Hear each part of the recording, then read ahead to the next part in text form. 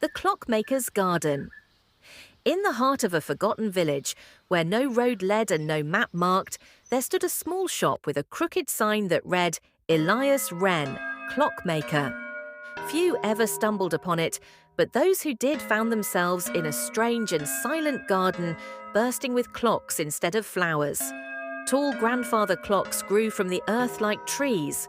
Pocket watches dangled from branches like ripe fruit, and cuckoo clocks chirped like birds when the wind passed through.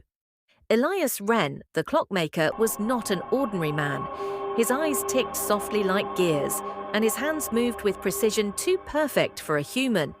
He could fix any broken timepiece, but more curiously, he could stop time. Children whispered that he was a wizard. Old folks believed he was cursed to live forever, bound to time itself. But none truly knew. One rainy evening, a young girl named Lyra arrived at the garden. Her mother was very ill, and the doctors said she had only days left. "I need more time," Lyra pleaded. Elias studied her, then reached into a velvet drawer and pulled out a strange silver seed. "Plant this," he said, "in the garden at exactly midnight. But be warned, magic trades in balance. What you gain, something else must lose." With trembling hands, Lyra followed his instructions.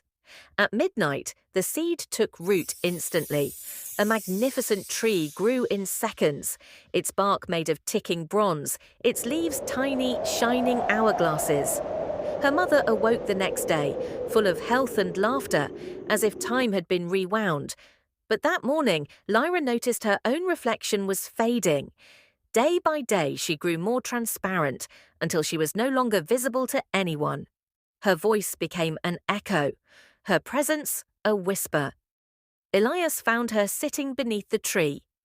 "You gave your time to your mother," he said gently, "a rare gift and one born of love." Lyra nodded. "I'd do it again." With a soft smile, Elias wound a new pocket watch, carved her name into the case, and hung it on the tree.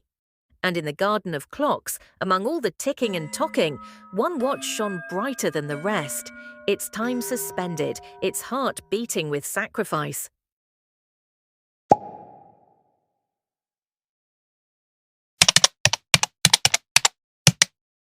Thank you.